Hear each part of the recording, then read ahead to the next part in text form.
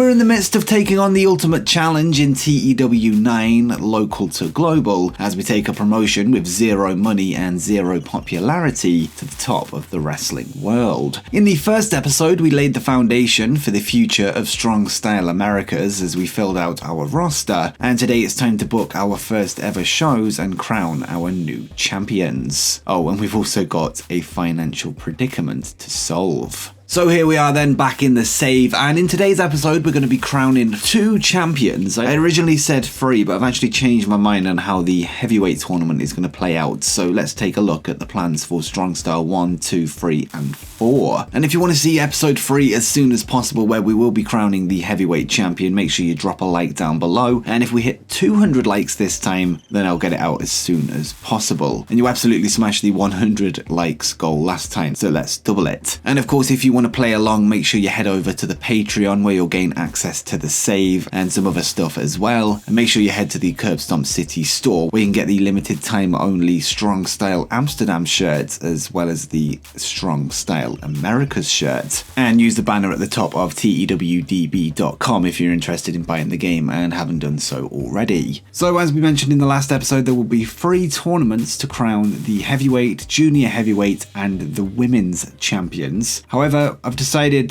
that we're going to mix things up with the heavyweight, so we'll get to that in a second. But we will be opening Strong Style 1 with a semi-final from each tournament, so 3 matches. A mystery opponent versus Joshua Bishop, and that's somebody that we're going to be signing, well, before the show, I guess. Strong Style 2 will be the same thing, and that'll be the first 2 shows, and then the finals of those 3 tournaments will take place at Strong Style 3. However, in the heavyweight tournament, the winner will then go on to face Michael Dante in the main event of Strong Style 4. So if you remember, Michael Dante was actually the champion at the time of the former company Strong Style Amsterdam going out of business, so that's why he automatically gets a title shot against the winner of the tournament rather than him having to qualify through the semi-finals and then the final. So that's how we're going to do it, and then there'll be 2 more matches on Strong Style 4 and we'll sort of work out what they'll be as we go through. So hopefully that all makes sense, but first things first, we need to sign a new heavyweight for the tournament, which will mean we have 5 in the heavyweight division altogether, 4 competitors in the tournament and 1 being Michael Dante. So let's do it. So we're going to go through the same process as last time where they have to be £216. We'll have to hire on, based in the USA. We also want good stamina as we did last time. We're not going to put an age limit on this one though, and we're going to go with any male. And I think that's pretty much everything. We do also need max 25 popularity in the USA, and this is what we're dealing with. So Thomas Sharp, I think we saw him last time. He's in the tri-state, so we'll have to pay his travel. We've got the Boar, who we said no to last time. Super Thunder Frog is also somebody we're not interested in. Both of those a little bit too gimmicky for what we're looking to do. So maybe we can just bump down the stamina a little bit just to see who else pops up. And let's just flick through these, see who we get. So Shane Haste is an interesting option, currently in New Japan. We've got Ryan Howe, we've got Ruckus, Ricky Shane Page. That could be someone we could bring in. I think we might have to pay for his travel though, we do. We've got Mike Mondo, formerly of the Spirit Squad. Megabyte Ronnie, who we saw last time and passed up on, we'll have to pay travel for last time. So I think we really should stick to wrestlers that we don't have to pay travel for this time around in this final pickup for the heavyweight division. There's no one really standing out to me though. But let's bump down the popularity to 20 just to filter out some of the more expensive options. And is there anyone at all in this list that we don't have to pay travel for? I don't actually think there is. We'll try 70 stamina just in case. And there's actually quite a few more names. What we're going to do is bump up the weight range even more. We'll go 225 just so we really are getting a heavyweight coming in. So let's just go through. We've got Shaft in the Northwest. He's not actually too bad, only $50 per show, and I don't think he would have to travel or be paid for to travel. Satender Daga from India. He's based in the Southeast. He's only $30 as well. He's not too bad. Decent fundamentals. He's okay in wrestling ability. Let's just have another look through to see if anyone else stands out. Now this guy Ryan Davidson wrestles for Reality of Wrestling, our local rivals. Only $30 per show. He's based in Mid-South. He is also the Reality of Wrestling Texas champion. I think that's he's probably going to be the favourite so far out of him and Satender, just based on the skills. So fundamentally he's much better, and primary and mental skills are also better as well. Denzel, I don't know how to say that, has worked for NXT. Very good athleticism, great star quality as well. So maybe he's like from another sport. Is that like a jersey that he's wearing there? Let me just check that. Okay, so I've just checked that, and he actually is, or was, an NCAA wrestler at one point. How much is he going to cost to come in? $40. He's only 29 as well. He's a fitness fanatic, amateur wrestling background, so there it is there. Outside interests, so he has interests or financial income outside the wrestling business. They're more likely to stop competing if their career stalls, as they don't need the money. Let's just have a quick look through the rest of them then. So we've got Dak Draper, also of Lucha Libre and Laughs. Not too bad overall. He's based in the Mid-South as well. Cody Hall, probably not, to be fair. BSTRD Cassidy, I'm guessing Bastard Cassidy. Yeah, he's not great at all. And Bojack. Now, I had him on my last local to global for a little bit. He's based in Mid-Atlantic though. You know what, I'm going to take a punt on this Denzel guy. Denzel Dejournette. Yeah, something like that. I think we should do it. I think he's got the raw athleticism and something to work with. So he's got the star quality and the athleticism, and he's got the base to potentially grow into something decent in the future. You know, he's still got work to do in his primary skills, but I actually don't think he's too bad. So we're going to go with that and bring him in for 3 years. And yeah, go for it. He's going to be entering into the tournament now and facing Joshua Bishop in the first round. So let's confirm that signing then and get these tournaments created. So we're just going to sim forward until the signing's made, and we've still got that referee to come in too. So it looks like Denzel has agreed to the contract, and we're going to be bringing him in as the 5th heavyweight in the division. And we also, in between sims, we also confirmed the signing of Brian Stifler. So we're going to see if we can add him to the inner circle as the senior referee. So apparently his mercenary personality is not best for the role, so I think we can just leave that for now. We've only got one referee anyway, so he'd only be managing himself. So yeah, we'll leave that blank. And let's see if any one of the new signings qualifies for a stooge, and they don't. What about Chief Enforcer? No. And how about a locker room leader? No. Okay, so we'll leave that for now. And now we just need to build the tournaments in-game. So to do that, we'll go to tournaments, new elimination tournament, 4-person singles. So this one will be the Strong Style Women's Championship Tournament. Okay, so we'll just copy that to paste later on. So first off, we need to add Janai Kai to position 1. And she'll be taking on Bambi Hall. Then we've got Sandra Moon on the other side taking on Miranda Elise. There we go. Just want to make this one the heavyweight. I'm just going to change this to number 1 contenders tournament. And in this one, we need Eric Hammer, and he's going to be taking on Alistair Overeem. On the other side, we're going to have Denzel taking on Josh Bishop, and we can create that one too. In fact, it shouldn't be number 1 contenders, maybe Eliminator, because it's not really a number 1 contendership because Dante isn't the champion. Okay, next. Junior heavyweight. It's probably not going to allow me to do it because there's too many letters. We'll just do junior championship tournament. And in this one, we need Epidemius Jr. taking on Myung Jae Lee. And then Cody Chun taking on Kevin Blackwood. So there's our 3 tournaments that I'll be running into Strong Style 3. 2 of them will end, well, all of them will end there. The winner of the heavyweight will go on to face the former champion Michael Dante, and the other 2 will end with a new champion. So that's all good. So already we're starting to lose some money on costs of merchandise. That's because we're currently upgrading our merchandise department. We're even losing money on production, even though we haven't had any shows, but that's fine. But it'll be interesting to see how many people we can bring into the building for the first show, and that will be going down in 16 days, but we just need to double check if there's any conflicts with any of our talent and on other shows, just to make sure we're not going to be missing anyone. So Strong Style Saturday night, Ace Steel and Brian Stifler will be missing. Okay, so it looks like there's a pay-per-view for TNA that week, so we can go to the 19th. That's fine.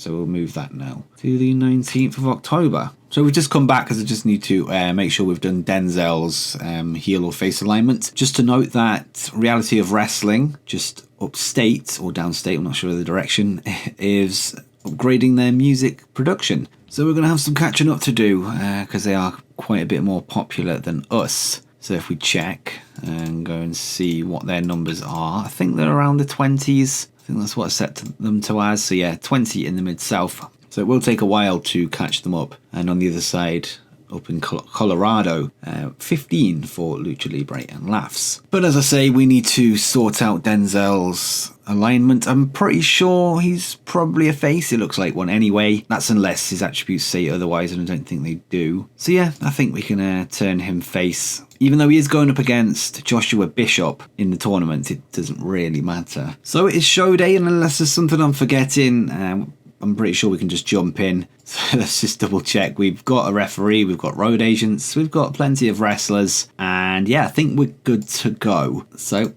let's do it. Let's go. Okay, so we can potentially give some people the night off so they're not unhappy about not working the show. Who do we need to give the night off to? So I think Alistair Overeem can have the night off. Cody Chun can. Kevin Blackwood can. Eric Hammer can. Miranda Elise can. Actually, I'm thinking that we should probably have maybe one promo. Maybe that could be Dante, Michael Dante. Yeah, we'll do that. So Miranda Elise, and she's going to be taking on Sandra Moon, I believe. So yeah, we'll give her the night off. So we're expecting to bring in 81 fans, so not too bad. Yeah, we're going to have to go with a generic venue for now, so we'll just do that. And we've got a booking meeting. Of course, we don't have booking skill whatsoever or booking reputation, so we're not generating any creative energy, so we can just ignore that for now. And there has been locker room incidents, so one of the main discussion points backstage is the news that Bambi Hall and Myung Jae Lee are now apparently dating. That's pretty cool. And we're going to address the locker room before we get started. So do we want to inspire them? Do we want to bond them as a team? Medal, call out?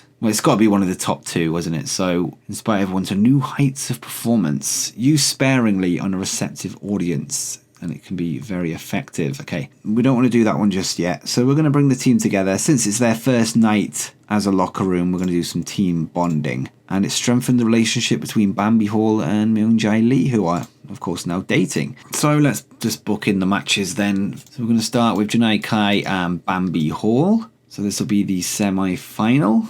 And we're going to look at around 15 minutes. We might come back and revisit that in a second. So for the winner of this one, it's going to be Janai Kai. She will be advancing to the final at Strong Style 3. We need a technical masterclass and a high spots or steal the show match. I think we'll decide on that once we've got the matches in place. So we want her to win with a pinfall, I think. And we'll just book that in. Next up, we need Epidemius Jr. versus Myung Jae Lee. I think this one might be our steal the show match, actually. Let's just check Myung. I think high spots he would need aerial, so we can't go with that. Only if it's like two luchadors or two high flyers. So yeah, we'll go with steal the show for these two. And the winner will be, I think, Epidemius Jr. Give the youngster a big win on day one, and we'll go for a flash pinfall. So a bit of a roll-up or something like that to bring the end to a fast-paced match. So I think with Steal the Show, it can't go any further than 15 minutes. So I think we'll have to cap it at that, which might mean we need to bump this one up a little bit and go with, how are these two technically? So 43 there for Janai Kai and 61 for Bambi Hall. It's definitely an option. So the other one I don't think can have a technical masterclass. So if we go to Joshua Bishop, let's just exclude already booked. And Denzel. Joshua Bishop, yeah, 46. And Denzel is 51. So yeah, I think we'll do the Janai Kai Bambi Hall match as a technical masterclass. And this one can just be like a regular one in the middle of the card, I guess. Just to sort of bring things down a little bit. So we'll have Josh Bishop with the win, since Denzel was literally a last-minute sign-in on deciding that Dante wouldn't be in the tournament. I think for this one, it can be a clean win. Give the babyface a win. Well, they're both babyfaces, but give one of our main heavyweight babyfaces a win on the first show. And I think we'll just leave it at that, and we'll just bump it up to 15 minutes. So we'll put that in the mid-card. We're going to start with the junior heavyweight match, and then we'll end with Janai Kai versus Bambi Hall in a technical masterclass. So we've got some book analysis here. We've got no announcers. That's all fine. We don't need them. And we're going to put a little promo in for Michael Dante. So for this one, we're just going to do a Michael Dante, maybe opening the show with a promo. Yeah, so cut in a promo. So we'll add him in. Michael Dante opens the show and lays down the law in Strong Style Americas. He reveals the upcoming tournaments and confirms he will fight for the heavyweight championship. He never lost at Strong Style 4. Okay, so we'll just call that promo. We'll go with this 5 minutes will be fine. We'll do it in the ring. It'll be an angle, it'll be live, and content is hype, I think. And that should be okay for our requirements. So we'll do that right at the start, then jump straight into the action. So we're starting off with that promo, Michael Dante opening the show, letting everybody know what's going down. Michael Dante did a masterful job of improvising interactions with the crowd, got the crowd hotter, and got the show off to a strong start. 21 rating there, so not fantastic, but some pretty good things going on there. Definitely some things to improve on. We need to remember that Dante has like 0 popularity in the USA, so good promo. It should see him get a small boost in popularity, hopefully. Maybe we can check that after this match. And in a decent match, Epidemius Jr. defeated Myung Jae Lee in 15 minutes 28 by pinfall with a roll-up. This match was part of the tournament, of course. Epidemius Jr. with a 21. Myung Jae Lee actually outperformed him with a 31. Wrestling rating of 26 overall. Crowd rating 8. Overall a 28. So yeah, decent match again. Again, two guys that aren't really known in the area. Looks like Myung Jae Lee though is somebody to work with going forward. I feel like both men will start to improve their performances as they get well known. In terms of gimmicks, Epidemius Jr. got a very good rating for his Thrill Seeker gimmick, and old school face Myung Jae Lee got adequate, even though he's actually a heel, but we'll go with that. Epidemius Jr. was off his game as well, so I wonder if we can see why. Yeah, it was actually his stamina. Okay, both guys for stamina. Epidemius Jr. was inconsistent, and he was penalised for going all out as well. Poor psychology. Yeah, okay, so he is still young. He's only 19. That's fine. We can sort of build him up as we go along. And again, with a 28 segment rating, 32 wrestling rating this time, Josh Bishop defeats Denzel Dejournette in 14 minutes 32. And Joshua Bishop sustained chronic upper back pain. I think he should be able to work through that. We'll see once we get out of the show. 39 rating there for Josh Bishop, so really high. So we made the right choice for the winner this time. And Denzel with a 26. Josh Bishop debuted his intense icon gimmick, getting adequate, and Denzel got poor for his badass gimmick. But yeah, that's decent. It's better than 0, so we should see improvement in popularity regardless. We'll keep an eye on that injury after the show. And Denzel got heat after causing a botch on Josh Bishop. And yeah, it looks like that's what's injured him there. So someone with not very much experience in the ring has hurt one of our top babyfaces in the heavyweight division, so that's not good. And for the main event, Janai Kai defeat Bambi Hall in a technical masterclass. And Janai Kai with a 31, Bambi Hall with a 35, so slightly outperforming her there. Both girls got great in their gimmick. And yeah, the bout dragged a little bit in the middle. So maybe we should have put on slow build. That's probably what we've done wrong there. And yeah, the match was poorly placed. The technical match isn't the right thing to do when feeding a rowdy crowd. Okay, so that's something to think about going forward. And yeah, apparently they do have great chemistry though, so that's really good. So that's definitely a match we can go back and revisit in the future. But yeah, 82 people here in the Mid-South, so not too bad. 24 rating, probably, I think it was the worst match. But yeah, there's not much in it, to be fair. It's all within 20s. Your show was flat because you didn't meet the pre-show requirements for creative energy. Okay, so I think we might have to think about getting somebody in with booking experience, maybe as a road agent or something. But I think for now we should be okay. We're still getting a 21, which is more than our popularity, but definitely in the future, that's something we should think about. Okay, so it's time to address the locker room and who gave a good performance. So Myung Jae Lee definitely did well. He was the best in his match, and I would say Bambi Hall as well. Give them some, some praise because they lost, which might knock their morale a little bit. So we want to bring them back up and compliment them on their good performance. So yeah, they seem pleased with that. Injury review can be worked through. So yeah, Josh Bishop's upper back pain is something that's not going to slow us down too much. He will be hurting for 75 days though, that he'll be still injured at Strong Style 3, which is 2 months away at this point. But he makes it to the tournament final nonetheless. And in terms of financial report, we've spent $1,260 on workers. That feels like quite a lot for workers. So base pay is $360, bonuses and perks $900. That feels more than what it should be. So I have a feeling that is travel.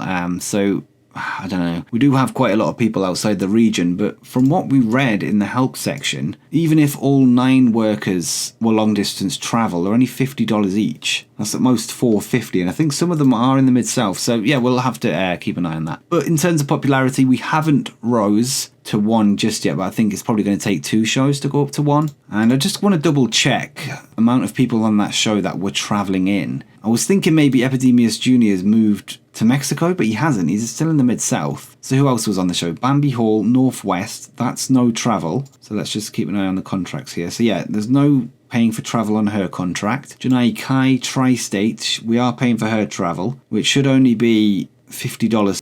Epidemius Jr. we've checked. Myung Jae Lee, he's in the Tri-State, so we are paying for him, but even then, it's only $50. Denzel is not getting paid for travel, and Joshua Bishop is, but again, it's only $50, so I don't know how that $900 odd has gone out of bonuses and perks. Of course, we had Brian Stifler as well, but again, he's not being paid to travel in. Michael Dante, he's in the Mid-South. So yeah, that's a bit of a mystery there. So, okay, so here we are in November 1st, and our merchandise upgrade has officially gone through. So that means that we are now level 2 amateur. So at this level, your merchandise operation consists of little more than a small section of shirts that are primarily sold at shows during the intermission. The company does not make worker-specific merchandise. Instead, workers are allowed to bring their own merchandise and sell it during intermission. So that means even though Kevin Blackwood is marketable in his attributes, we're not actually selling merchandise for him yet, so we need to keep bumping that up until we can take full advantage of that. So yeah, easily marketable, that's something we can work towards going forward. But where are we at in terms of financial report then? So we are minus $2,334. It still feels like we're paying more than we should be there. I'm not really sure what these bonuses and perks are. Again, travel, it doesn't add up unless travel costs have changed and they're just not updated the help section. That's all I can think of really. But with that said, it looks like we're actually going to be making some sponsorship income this month of $77. So that's the bonus, I guess. So now that the show cost us so much, I'm sort of second guessing whether to upgrade the merchandise once again this month. So it'll cost $250 per week, so it'll be about $1,000 this month, and we'll get 10% progress every week, so it's going to take 10 weeks. So that's $2,500, and at the next level we'll get around $1 per fan at live shows, so we'll get $82 per show and $3 per popularity point per region. I think we go for it. I think we just go for the upgrade. We're going to spend money now before the 3 years hits, and by the time the 3 years hits, we should have plenty of popularity to be bringing in more money. So yeah, let's do it. I wonder what that could be. Is it anything to do with our backstage rules? Could any of this be costing us? Transport is organised, so let's just check back to this again. I'm just going to type in transport, see what comes up. So transport and hotels. This transport is organised and the company will handle the arrangements for workers who do not live in the region. The cost is dependent on the company size and will be deducted at the end of each show. This increases locker room morale. So there is a cost to even organising transport. Is that right? Okay, so it does look like organising the travel, even though there's a separate box for paying for the travel, it looks like there is a cost of actually putting the organisation together. So just for the next show, we're just going to untick organising hotels and transport and see if we're going to be charged $900 for bonuses and perks. I think that might be the issue. We'll see though. Even though we've took that off, there's actually a good locker room morale. But I've just noticed that Brian Stifler has a mildly negative influence. backstage, but everyone else is good to go. So hopefully he doesn't bring the entire locker room down single-handedly. So again, we're going into this month, we're going to just double check that there's no clashes for our upcoming show. So there is. So Saturday 16th, Joshua Bishop and Myung Jae Lee are at Black Label Pro. That means we're going to have to reorganize to the 23rd of November, so that's fine. So let's do that, 23rd on the Saturday. I'm just sticking to Saturdays for now. It just feels like a good night to have a wrestling show. Okay, so I've actually decided that we're going to bring in somebody with booking experience to help us out in the creative department. We're going to try and bring in, like, I don't know, we'll see who pops up. Maybe it'll be a wrestler, maybe it'll be a road agent, maybe it'll be a referee, maybe it'll be a manager. So yeah, we need probably maximum 25 in the USA, based in the USA. And yeah, I don't really want to be too specific on what role it could be. So we've got Alison Danger, she's a colour commentator and also a road agent. Dave Lagana, based in the southeast as well, so we won't actually have to pay his travel. We will pay for Alison's, so we'll rule her out. Dave Lagana hasn't actually got any roles though. Apparently he was on the writing crew for ECW when it was in WWE, I guess. And yeah, and also at one point SmackDown. Okay, so Dave Prazak in GCW as a play-by-play. He's in the Great Lakes again, so we'd have to pay. David Marquez, personality and road agent, helped his grandfather sell rotten tomatoes to fans who wanted to throw them at their least favourite wrestler. That's great. Okay, I like that a lot. So he's a road agent. Is he any good at it? Experience 100, psychology 60. Actually, what's David's booking? So 76. What we'll do is bump this up to 75 then, just to filter out any more names. So Super Dragon could be an option. Retired wrestler, road agent, $210 though. $20 for Joe Belcastro. I mean, he hasn't got any roles, but he's only $20 per show. Wouldn't cost any travel. It wouldn't be a bad option. But maybe David Marquez would be a little bit better. He could sell some tomatoes. He could be on screen. Is he any good on screen? 63. Microphone. He's not too bad. Maybe he could be our general manager or something. I don't know. So it'll be him or Joe Belcastro. He's $20 but won't be any good at doing anything beyond booking, but he is a better booker in both departments, reputation and booking skill. To be honest, we don't need a road agent, we don't need a general manager neither. So if we just pay an extra $20 just to have Joe at a show, not actually doing anything, just helping with the booking, I think that'll be a good idea. He's much better reputation wise and he's a little bit better at skill, a booking skill. So yeah, I think we'll do that. He's only $20 and go with that. So yeah, travel's not covered and that's all good. So $20, we're just going to bring him in as a writer basically. So let's go forward and see if he makes it in time for the next show. Okay, so it looks like Joe has decided to join the company and we're going to add him to the booking team now. So let's do that. And yeah, add to team. Driven personality means he's likely to be especially upset if removed from the team, so we better keep him around. 79 skill, I'm quite happy with that. Hopefully that's enough to actually generate enough creative energy to not get the penalty. So let's see if it does. Each show costs 20 creative energy. We're going to be generating 98. So yeah, we've got plenty and we've got enough to also get some boosts in through creative ideas and stuff like that. So yeah, let's go. Let's skip to the show in 3 days' time. So here we are then at Strong Style 2 and it's time to finish off the semi-finals of all three tournaments. And now this time we're going to give the night off to everybody that competed on Strong Style 1. So Janai Kai given the night off, Bambi Hall given the night off, Epidemius Jr. given the night off, Myung Jae Lee given the night off, Denzel Dejournette given the night off, and Joshua Bishop. And now we finally get a booking meeting. So interestingly, Michael Dante generated a total of 21 creative energy this time. I'm not really sure how that's happened. Maybe he's improved somehow. And Joe Belcastro has generated a total of 50. So Michael Dante has a booking skill of 0 and generated 17, right? He received a 25% partnership bonus for working as part of a pair and then generated 21. Right, okay. Joe Belcastro has generated 79. He also got some reductions due to various things. In total, we've got 40 points to spend. So let's go with a angle idea and see what comes up. Okay, so Sandra Moon angle idea, likely to succeed, and it can be applied to angles involving Sandra Moon. So we'll do that then. Okay, so we could probably use that tonight, to be honest. And I think that's all of our creative energy gone, so let's leave the booking meeting, I guess. And we've got locker room incidents. So Josh Cody has turned up and requested to be allowed to hang out backstage and has the people person personality type. And he's actually pretty good. He lives in the Mid-South as well. Has a major positive natural impact on the backstage environment. Right, even if we don't use him, we're probably not going to use him, to be honest. But he might just give everyone a bit of a morale boost. So go on then, come in. You did say he only wants to hang out backstage as well, so that's fine. Okay, head women's trainer Ace Steele ran pre-show training drills to work on basics and safety for one student, Sandra Moon. Good. Joe Bel Castro was brought before wrestlers' court on night one, accused of making a mess backstage and not clearing it up. So Ace Steele bit his arm and sorted him out. And he made him buy drinks for everyone at the show.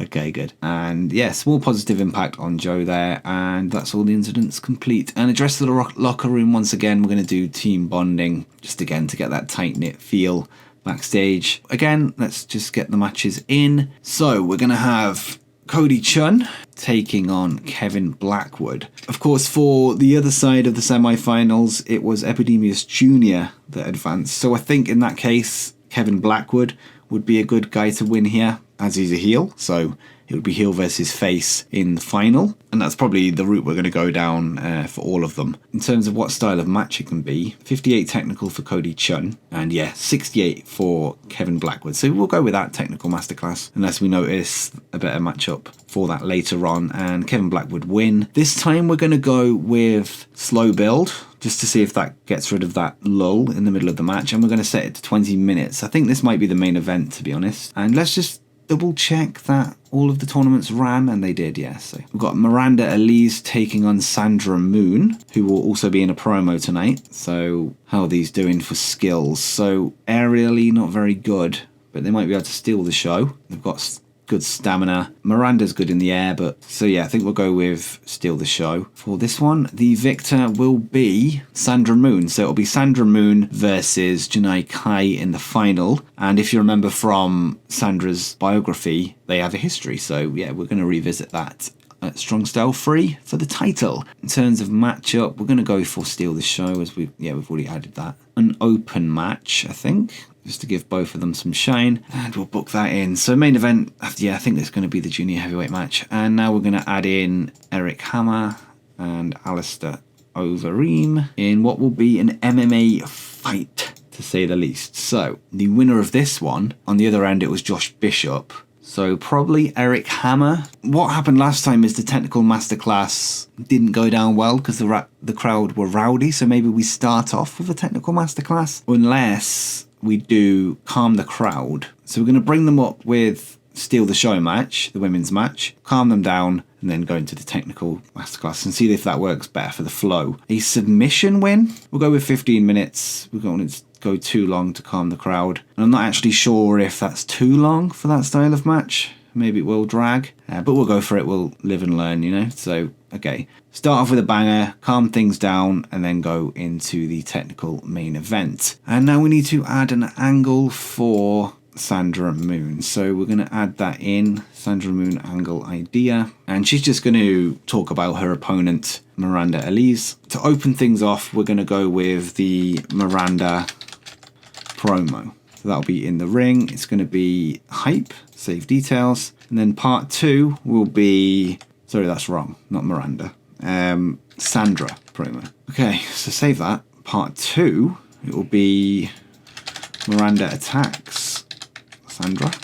Too many names that rhyme. And this will be in the ring once again, and it will be Sandra Moon, and Miranda Elise will be the attacker. So Sandra Moon talks of her delight to enter the tournament, and she will give it her best. Miranda Elise then hits the ring to attack her opponent as the bell rings. So we're going to start things off with Sandra on the back foot, but she overcomes the issue. We're going to make it scripted though. I'm not sure how Sandra will be getting on promos. if she's not, so we'll see. So I think that's everything. We don't need announcers, they're not necessary. So we start off with a 28, so that's our joint highest match so far, I think. Actually, it's a promo, not a match. But yeah, good way to start the show, 28. So the Sandra promo itself got a 20, and the attack got a 33. Sandra Moon has debuted her Subspace Sweetheart gimmick, got very good, and Miranda Ali's got a very good for her Lucha Baddie gimmick, and the Sandra Moon angle idea was a success. So 28 for that one, not a bad way to start the show. And then we go into the match itself, where Sandra Moon picks up the win by submission.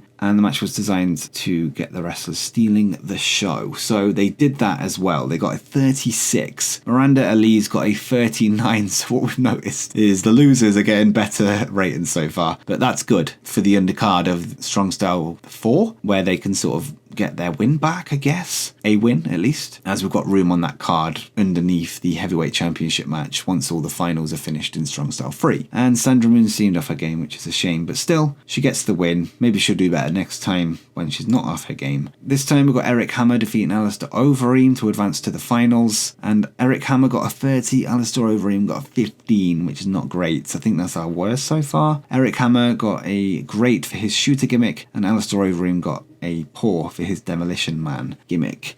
Okay, I think we mentioned it in the last episode, Alistair Overeem has never wrestled. But yeah, in terms of like star power, former UFC guy, seems like a decent fit for the heavyweight division. Maybe not one for the long term, but still, the match actually did okay with a 25 rating. And let's see how the main event got on. And that's much better. By far our best match so far with a 44, as Kevin Blackwood defeats Cody Chun via a running knee strike and advances to the final. So Cody Chun got a 37, but Kevin Blackwood with a 48, so definitely made the right decision there for the winner this time. Got a very good for his gimmick, and Blackwood got a great. Yeah, let's not go on too much. And we increased our popularity in one region, 39 overall rating, so massively outdoing, almost double the first show. And we got 82 people, so 5 more people have showed up for this event. So really good show considering our size, and it's only going to be a positive thing. Now we need to check how our finances got on there and whether unticking those boxes helped, but first we need to address the locker room. So Kevin Blackwood won, so I don't really want to praise him. I want to praise Cody Chun because he lost. So good example. And the other one was Miranda, wasn't it? She lost as well. So yeah, again, boosting the losers, helping their morale despite them coming out on the losing side. We've got no injuries this time, which is good. Financial report once again, so worker costs are much less this time, so I think we did find the problem there. So we're spending $850 less on bonuses and perks, so we only lost $775 and we made 48 from merchandise, so not too bad. And in terms of popularity, we have risen to 1 now, so we're well on our way to global already. So we've definitely learned a lot there from the first 2 shows. Not only have we managed to bring down our show costs, but we also have somebody in our creative team doing some good work, and we got a good angle out of it, even though Dante and Bel Castro have poor booking chemistry, but we're just going to ignore that for now. But again, let's skip forward to the end of the month and see how things are shaping up financially. Okay, so again, we lost $2,000. This time, the cost of merchandise was the difference, okay? Because of course we're making a bigger investment in merchandise now, but that's okay. At least we're spending less on workers, so that would have been much more had we not realised the error of the hotels and travel, which is fine. Hopefully that merchandise investment does start paying off. What I hope for is that the next level allows us to sell merchandise of our wrestlers, which would mean we're making some good money back through Kevin Blackwood, as we mentioned earlier, with him being easily marketable. So it looks like it's going to be Kevin Blackwood that's our cash cow. And not only that, but he's also our best performer so far. And now that we've had everyone on the show, it's probably worth checking our creative meeting now everyone's got a push. So yeah, even there, franchise player top of the list, Kevin Blackwood, then Miranda Ali's, Denzel Dejournette, Josh Bishop and Janai Kai, making up that top 5 there of franchise players. We've got no next big things, no hot prospects, no talk the talk. Showstoppers, Miranda, Kevin and Cody Chun. Ring generals, Kevin, Cody Chun and Miranda, so just in a different order this time. So it looks like they're our best wrestlers, bell to bell as well. And yeah, who's hot and who's not is just basically who's lost and who hasn't at this point. Another option we've got going forward as well is giving Ace Steel a client, as he is also a manager, and he's going to be getting paid for the shows anyway because he's doing road agency duty. Has Ace actually got good entertainment skills? So not particularly, actually. He's only got 36 microphone. I think that's, if you remember the promo that he had with CM Punk in Chicago where he was trying to convince him to have that world title match. That was a hell of a promo. So yeah, I think that's a little bit underrated there. Maybe Alistair Overeem? Actually, he's better at everything in entertainment wise anyway. Maybe Denzel? No, even then he's better. Epidemius he could be the manager of, I guess. He's better than him at least in entertainment skills. Eric Hammer could be an option as well. So I think they're probably the best options, Eric and Epidemius. So if you want to have Ace manage a heel, we'll go with Eric Hammer. And if you wanted to manage a face, we'll go with Epidemius. But let me know what you think. I've been reading up about the merchandising levels, and it says here that the one that we're going up to now, which is small time, is the last one that has no cost, or at least no recurring cost per month. If we went up any further, it's going to cost us $750 per month, and then after that, even more and even more. So I think that means that this will be the last time we go up and upgrade, at least for the time being. So yeah, once we get to level 3, I think we're going to leave it. I think if we look at where we'd be financially if we hadn't even upgraded at all, we've spent in total $2,250. So that's almost like half of everything we've like lost so far. So I think as soon as like we stop upgrading, we should start to hopefully move back towards 0, or at least definitely reduce our losses by a lot. But with that said, let's get into the next show, Strong Style 3, where we're going to crown a women's and junior heavyweight champion. So here we are then at Strong Style 3, and hopefully by the end of this show, we will be to popularity. That's the hope anyway. So for tonight, we're going to actually bring everyone in, and we're not going to give anyone the night off, because I want to do a team bonding speech and make sure everyone's in the room and see how that plays out. So again, we're just going to use a generic venue, and the booking meeting, we've got 49 creative energy, which means we can't actually do anything with that tonight, but I think it saves over, so yeah, that's fine. We have some locker room incidents where Eric Hammer came to you backstage with an idea for a creative finish. It has automatically been added to your stored creative ideas, so nice one. And Ace Steel has approached you backstage. He wants to be added as a locker room leader, so I don't think he popped up when we were looking at building the inner circle, so I don't think we're going to do it. Hopefully it doesn't annoy him too much. I'm going to just say I don't think you're a good fit.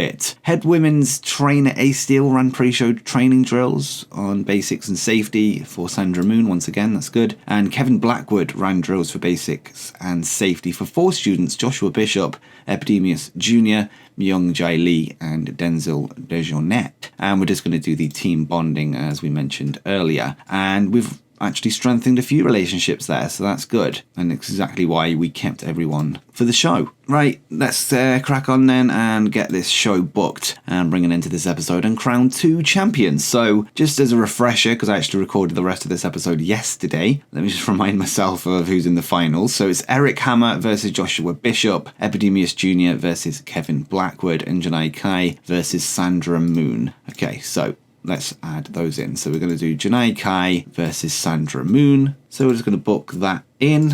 So in fact, we're not actually going to add any road agent notes just yet. We're just going to get the matches in, and then we'll decide who's going to win each one at the end. So the next one is Eric Hammer versus Joshua Bishop. So we're going to throw that in. And just a reminder that Joshua Bishop is carrying an injury. That's okay. This will impact his performance, so maybe that will open the show. And yeah, again, we're not going to add any road agent notes just yet. We're just going to get everything in place. And the final match was Epidemius Jr. versus Kevin Blackwood. And also, before I forget, I also need to add the titles for this match, junior heavyweight match. So that's fine. So what we're going to do match-wise. So Janai Kai is more of a puro wrestler, and Sandra Moon is a technical wrestler. I don't think Eric Hammer's much of a technical wrestler either. Actually, 47, not too bad. How about Josh Bishop? 47 again. It's an option. Epidemius Jr. and Kevin Blackwood. I think this could potentially be high spots depending on Kevin Blackwood. I don't think he's too much of a flyer though. No, he's not. So how's Epidemius for technical? 39. So I think maybe that could be Steal the Show. Eric Hammer and Josh Bishop. Well, 47 and 47, wasn't it? And Janai Kai, just to double check, was 43 and Sandra Moon was 50. We do need a technical masterclass in there somewhere. I think we'll just go with Eric Hammer and Josh Bishop actually for that one. So we're just going to throw that in there. I think we'll have that one to open the show just to warm everybody up. So we're going to make it so the winner goes on to face Michael Dante, doesn't actually become the champion. I think storyline wise, Michael Dante will be better off going up against a face. Again, even though we don't have the heel-face divide, I still think that we should book that way, at least sometimes. So yeah, Josh Bishop is going to win this one, and this will be, again, a technical masterclass. It's not going to blow everyone away, but that's fine. We're going to make it we're not going to do submission. Maybe count out, just to keep Eric strong, because he is a big giant. So maybe we can protect that first pinfall win or first submission win for quite a while. So yeah, I think count out should be fine, and we'll sort of build him up that way and protect him. I think we'll go slow build for this one, and we'll make it go 18 minutes. I think that should be fine. So now we need a Steal the Show match or high spots match. So I think for that one, we'll give it to maybe the main event just to end the show with a bang. So we'll put Eric Hammer and Josh Bishop there, and I think the main event should be for a title. Actually, it will be anyway if Eric Hammer and Josh Bishop are opening. I think Kevin Blackwood's earned a place in the main event just for his performance last time, but Epidemius Jr. was one of the worst performers as well. So, let's see. So if we go to show history, we can actually check the performances of everyone. So Sandra Moon got a 22, so not great. Kevin Blackwood got a 48. Epidemius Jr. got 21, so he was actually the worst performer, and Janai Kai got a 31. So yeah, I think just with Kevin Blackwood being in that match with that rating, I think he would probably do a better job overall, like in bringing the match up. So yeah, I think we'll go with that, with Kevin Blackwood in the main event for the junior heavyweight title, and the winner will be Kevin Blackwood. I don't think anyone would argue that at this point, with him being the standout performer, top of the franchise players in the creative meeting and everything like that. So we're going to try and get them to steal the show. We'll have an open match, and we're going to make him win by pinfall, and we're going to make it go 15 minutes. We don't want to go too long with it being steal the show. Length of the mid-card match, I think should be okay. If it was maybe 15, and we'll just do regular. Yeah, we need to pick a winner as well, don't we? So Janai Kai will be winning this one, and I just sort of like her vibe, so we're going to go with that. And we're going to once again go for a pinfall win, and yeah, I don't think we can add too much to it. Just a solid win there for Janai Kai, walking away as champion. Sandra Moon putting up a fight, but unfortunately for her, she does not come out on top this time. And I'll also make it open just to give Sandra Moon plenty of shine in the match. And now I think we'll probably add a promo. So let's see who isn't wrestling that's got a good mic skill. So if we put it to 70, no one shows up.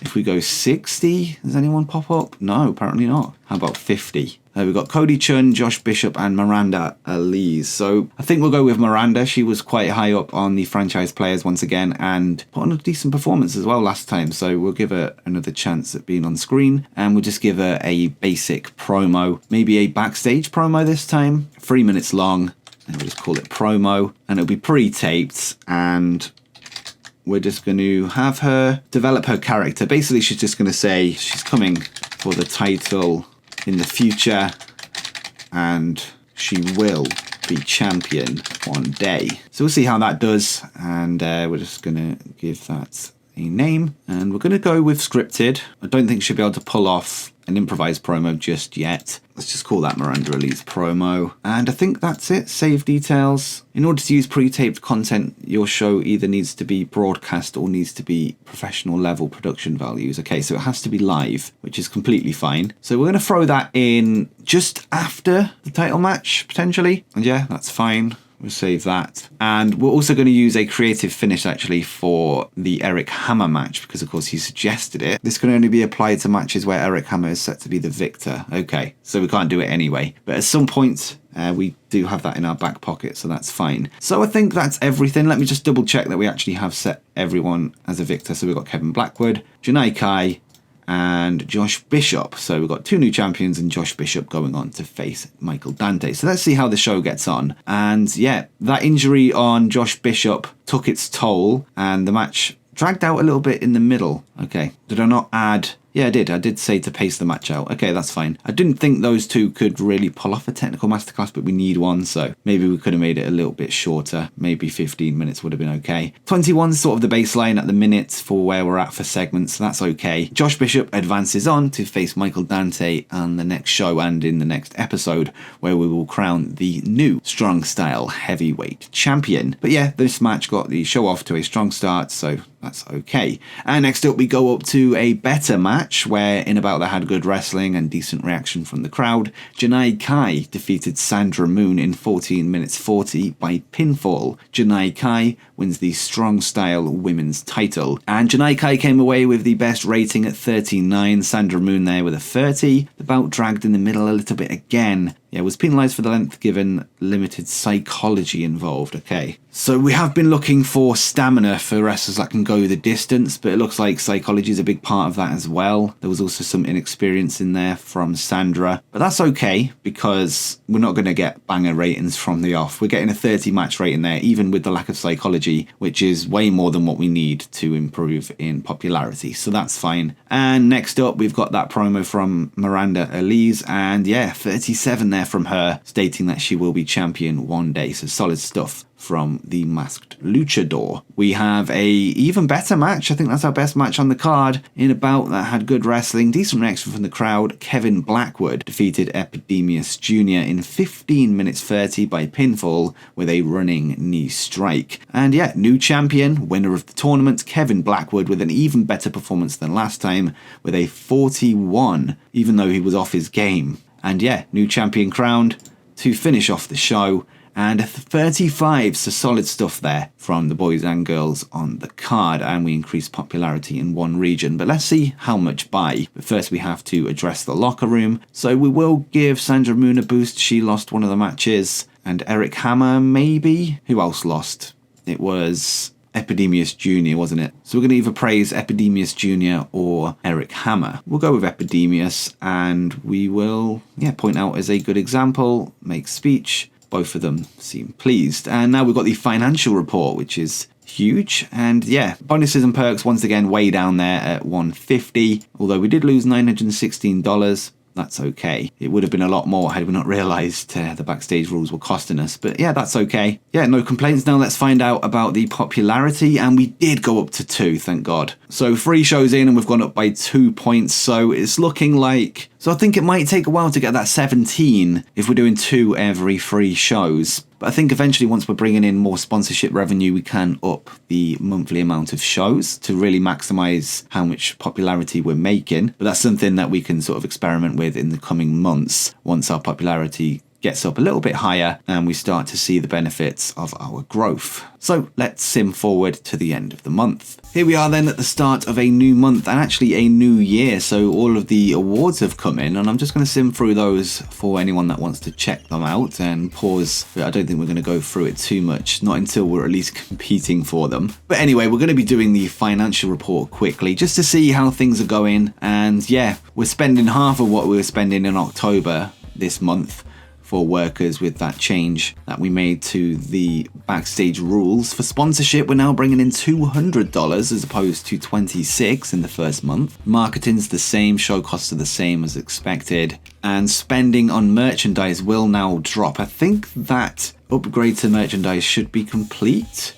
Okay, actually, we're 1 week away from it finishing. Whilst we are losing money, that is to be expected at this point, but once we start to spend less on upgrading merchandise and actually start reaping the benefits of it, we should start seeing the tide turn in the other direction. But with that said, if you've enjoyed the episode, make sure you drop a like down below, and if you're excited for more, make sure you subscribe to the channel with notifications turned on, and let me know any suggestions that you want to see for the series in general, maybe people you want me to sign, matches that you want me to book with the roster that we have, and all that good stuff. But until next time, peace.